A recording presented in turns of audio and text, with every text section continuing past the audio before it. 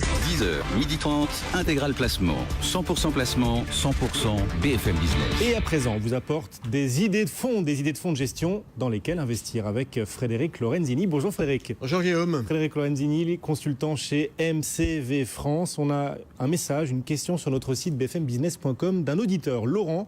Laurent qui nous demande s'il faut investir dans les petites et moyennes capitalisations. Est-ce que vous conseillez ces small et mid cap? C'est un peu le serpent de mer, c'est un sujet qui revient régulièrement et c'est vrai que quand on regarde les performances des marchés depuis le début de l'année, le CAC 40 year to date depuis le début de l'année fait à peu près 5%. Et si on regarde les fonds investis dans les SMID c'est small and mid cap, c'est les petites et moyennes capitalisations, ces fonds en moyenne font 11% depuis le début de l'année. Donc on se dit, ça surperforme. Et c'est vrai qu'à Paris, l'indice Small and Mid Cap a fait à peu près 11%.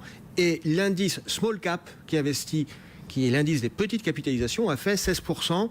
Donc on se dit, est-ce qu'il ne faut pas regarder? Parce que des valeurs comme Ciment Français, depuis le début de l'année, ça fait plus 40% à peu près. Numéricable, 48%, Bourse Direct 60%. Donc c'est vrai qu'il y a du grain à moudre sur ces valeurs.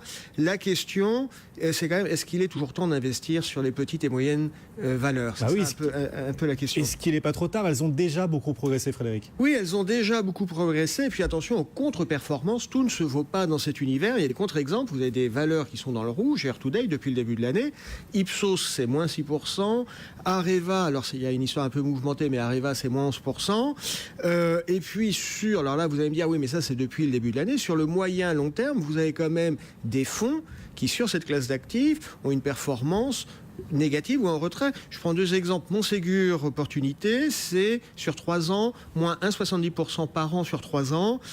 Performance Avenir de la financière de Champlain, c'est moins 8% par an sur 3 ans. Donc on voit que cette classe d'actifs, qui globalement est porteuse, peut aussi réserver des surprises. Il y a des surprises et il faut le savoir. Classe d'actifs porteuse, vous le disiez. Pourquoi les small et mid cap surperforment-elles depuis des années par rapport aux grands indices, par rapport au CAC 40? Pourquoi les investisseurs les aiment? Parce que souvent il y a une bonne visibilité. On comprend le business parce que souvent on a des entreprises mono-activité.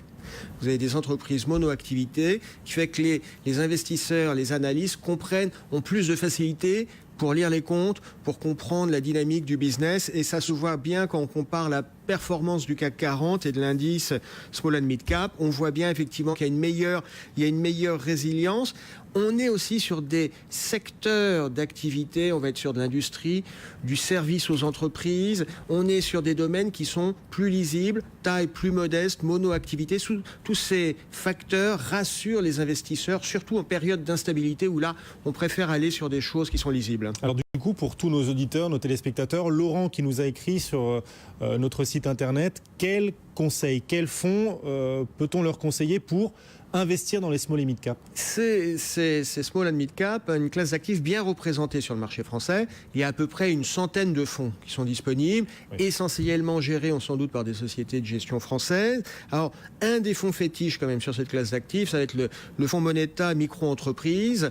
C'est un fonds qui fait 16% par an sur 10 ans. 16% par an sur 10 ans. Pas mal. Moneta, je crois que les auditeurs connaissent bien, c'est ce que les anglo-saxons appellent une boutique, c'est une petite maison de gestion. Je dirais presque que c'est des artisans, puisque c'est des gens qui se permettent, quand la taille des fonds devient trop importante, de suspendre les souscriptions. Alors pourquoi on fait ça? Parce qu'on est dans le cas de Moneta Micro-Entreprise, sur des toutes petites valeurs, des valeurs où il n'y a pas des gros volumes d'échanges, qui ne sont pas très liquides. Si vous prenez un cas comme Audica, il y a entre 1000 et 6000 titres qui s'échangent par jour. Entre 12 et 13 euros, vous voyez le volume d'échanges qu'il y a tous les jours. Donc ce sont des valeurs où il n'y a pas une grosse profondeur de marché, donc on ne peut pas avoir des applications, des tickets trop importants. Donc certains ferment le robinet, c'est le cas de Moneta Micro-Entreprise, mais il y a d'autres fonds qui tiennent bien la route dans cet univers. Je pense à Odo Avenir ou à Sextant PEA. Ce qu'il y a d'intéressant quand même sur les petites et moyennes valeurs françaises, c'est qu'on a beaucoup de fonds qui ont un long historique. Donc ça permet de voir dans le temps comment ça s'est comporté. Et je suis tenté de dire que tous les grands réseaux bancaires ont à leur catalogue un voire plusieurs fonds sur cette classe d'actifs. Parce que cette classe d'actifs surperforme, ceci dit, est-ce qu'on fait payer cher aux clients cette surperformance? Est-ce que les frais de gestion sont élevés? Alors, vous mettez le doigt sur une vraie question. Quand vous allez vouloir investir sur des petites et moyennes capitalisations, via des fonds, regardez clairement les frais de gestion, pas les frais de souscription qui souvent peuvent être offerts via certaines plateformes Internet, mais les frais de gestion, il n'est pas rare d'avoir des fonds avec 3, 4, 5% de frais de gestion. C'est beaucoup. Oui. Ça, c'est le premier point. Et donc, 5% sur une belle année, ça va, on n'est pas chien, on ne regarde pas. Mais sur une petite année, souvenez-vous de 2007, le CAC avait fait un 7. Donc, si vous avez 5% de frais de gestion, ça mange tout.